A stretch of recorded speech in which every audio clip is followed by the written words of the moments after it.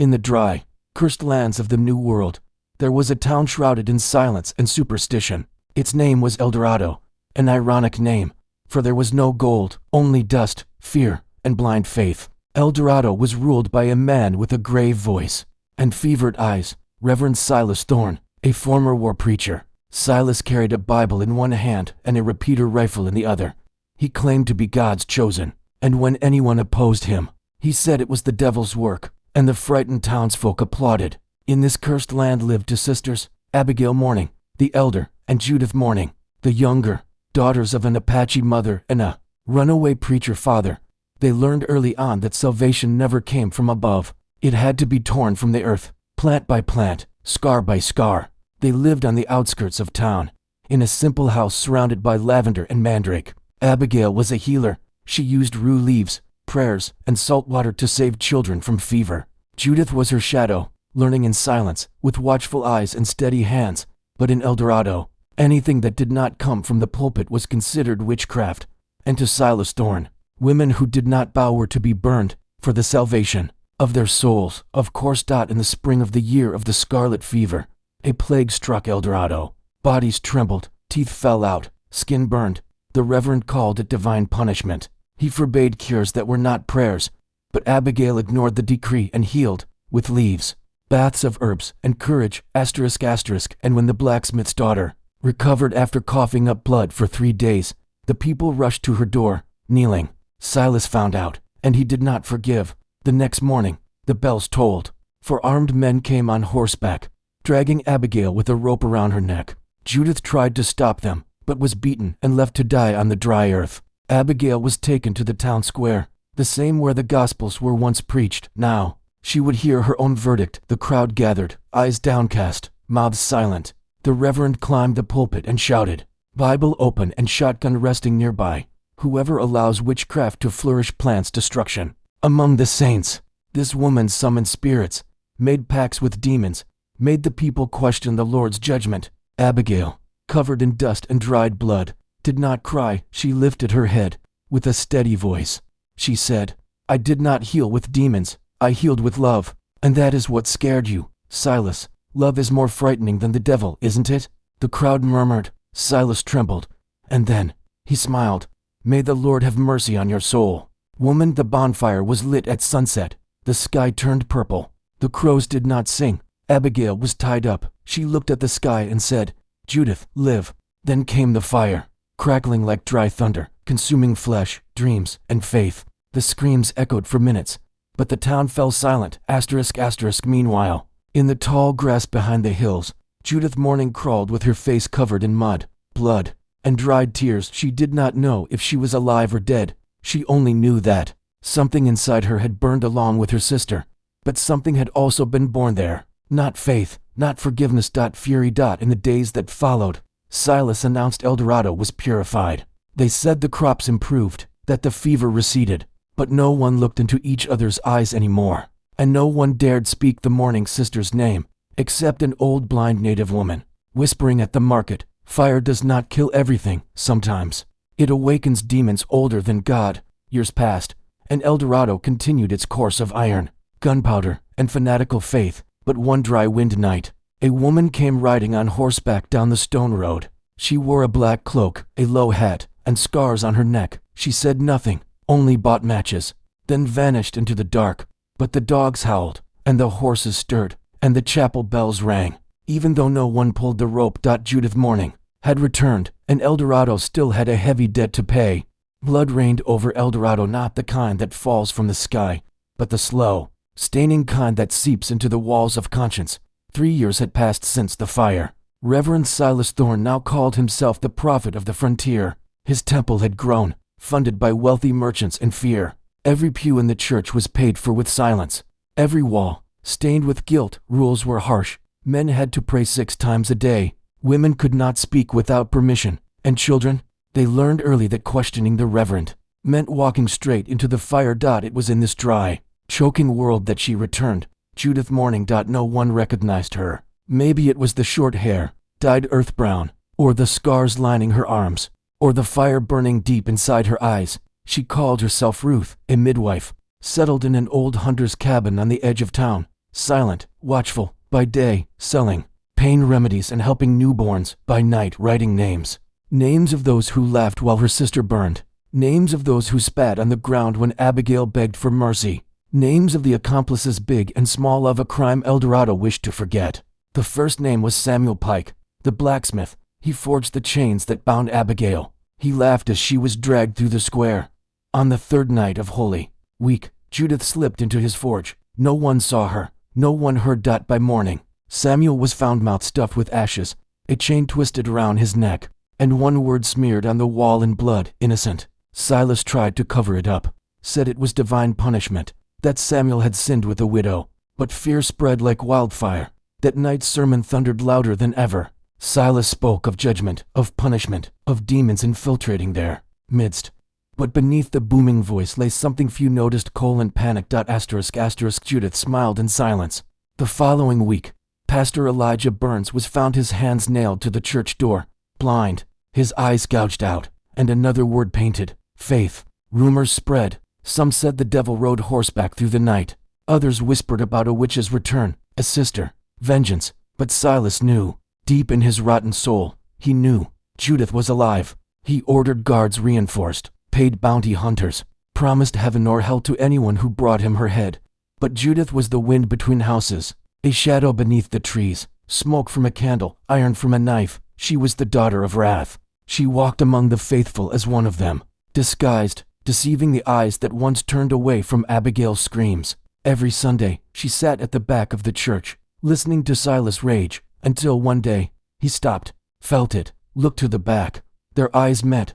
Time froze. She did not look away, neither did he. Two armies in clay bodies, but Silas smiled soft, macabre, as if to say, I knew you'd come. She stood, left without a word. That night, she rode to the cliff's edge, removed the necklace Abigail wore, a bone and stone piece tied with leather, buried it in the dirt, drew a circle of salt, and wept. Not long now, sister, just one name left.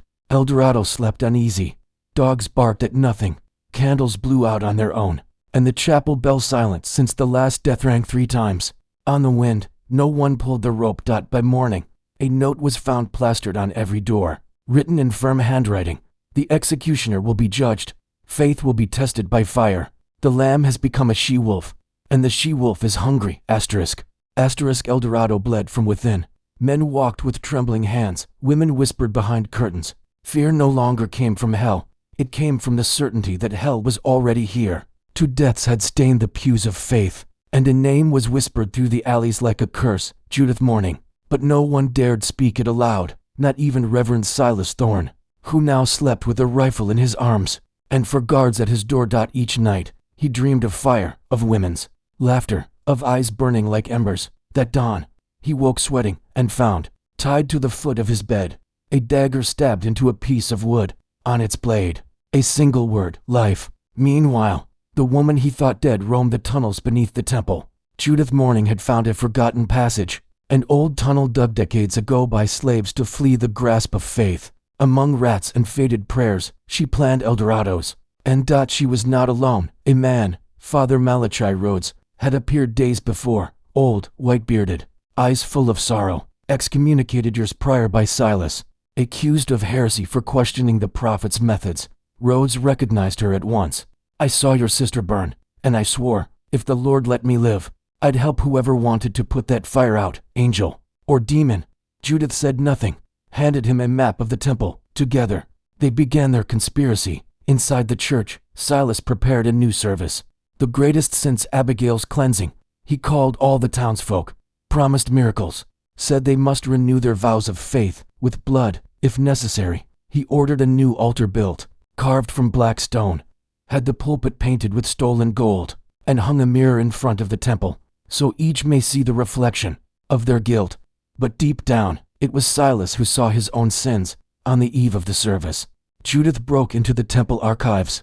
With Rhodes' help, she found what she sought: Silas Thorne's diary.